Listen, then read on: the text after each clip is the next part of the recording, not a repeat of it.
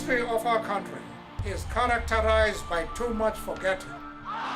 It was Winnie Mandela and not Mandela's wife. An explosion in South Africa that would make the French Revolution look like a very early morning picnic. Southern Africa is like a zebra. You cannot put a bullet in the white stripe and think the animal will not die. It will die. It has become difficult to avoid taking lives.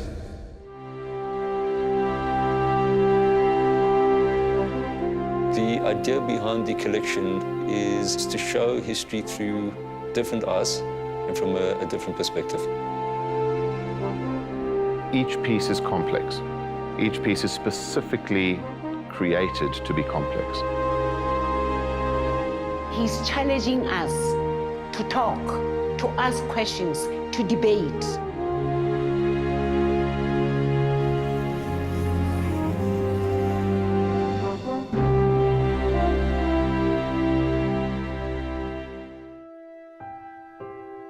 I am an African. I owe my being to the hills and the valleys, the mountains and the glades, the rivers, the deserts, the trees, the flowers, the seas, and the ever-changing seasons that define the face of our native land. A human presence among all of these, a feature on the face of our native land thus defined. I know that none dare challenge me when I say I am an African. The Constitution which we celebrate constitutes an unequivocal statement that we refer to accept that our Africanness shall not be defined by our race, our color, our gender, or our historical origins. Former President Motlanthe, Rolf Meyer, Botha, Dr. Poza, all distinguished guests, it is such a privilege and an honor to be able to host you here tonight. What an opportunity to celebrate 22 years of democracy, an opportunity to celebrate the 20th year of bringing into law our Constitution.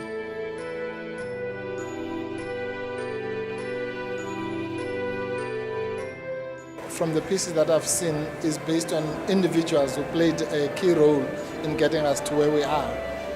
And I think that for young people in particular, it would be important for them to put themselves into their shoes to check as to whether what we're doing now would make these people proud. Who's this? Mr. John Jesus.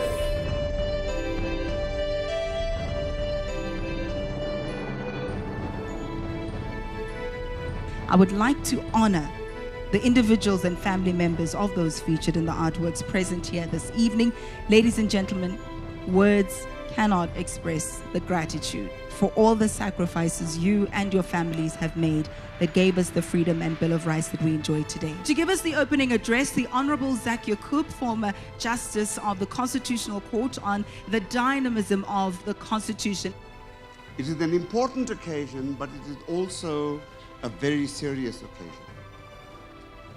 We have looked at the paintings, we have looked at the fine line, and it is important for us to look at the relationship between the fine line and the dynamism of our Constitution. These paintings, in a way, reflect a unity between the past, the present, and the future.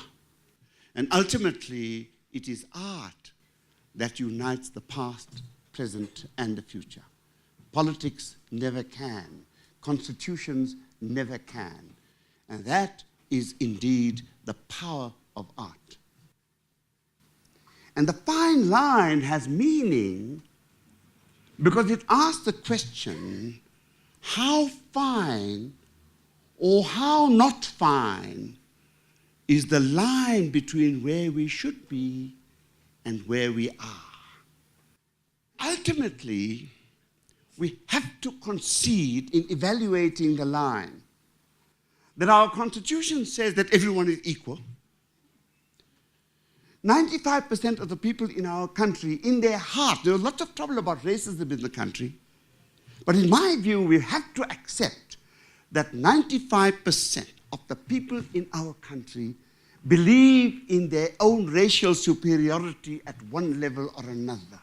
So it's very easy to say that you are non-racist and non-sexist, but to be it, we must study the Bill of Rights, understand it, embrace it, question ourselves, and ensure that ultimately, first and foremost, we ourselves live and embrace the values of our Constitution.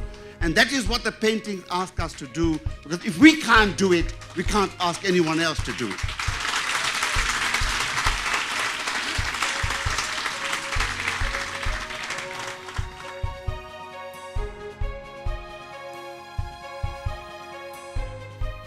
What lessons do you think we've learnt from that period, or perhaps even should have learnt?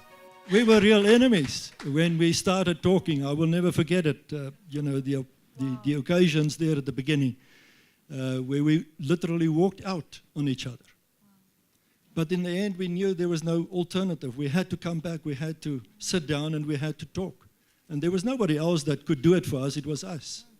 We took ownership ourselves. I think that's one of the most important lessons of the South African experience, that we took ownership, we made it our responsibility, not only for the design of the process, but also the outcome. The Constitution is enriched partly by the Freedom Charter, which says South Africa belongs to all who live in it, black and white. Now, we must live that reality. We must live above our own prejudices. If you listen very carefully, you'll find that people begin to question the Constitution. I think that's wrong.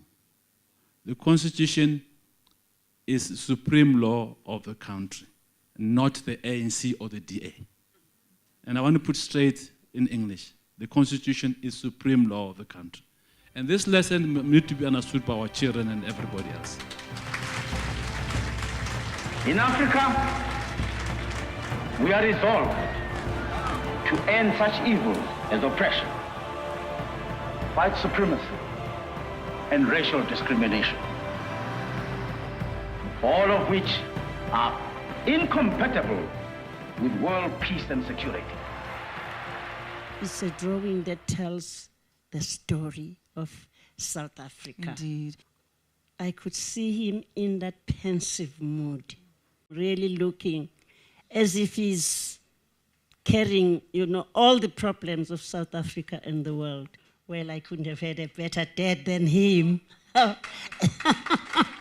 This country holds great potential for succeeding, but we've got to ensure that the Constitution must inspire adherence to the rule of law. We need to hold dialogues more at levels that really matter.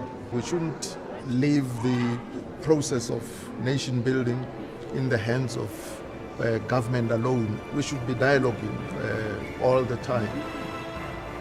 One of the greatest achievements of the democracy building process, our Constitution.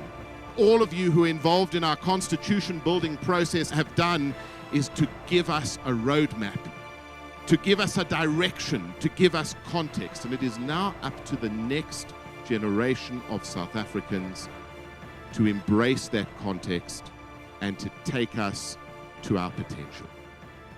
I have to ask you all to return to the struggle, to take up the struggle to end poverty, to take up the struggle to educate our people, to take up the struggle to create a positive environment with which we need to build our democracy.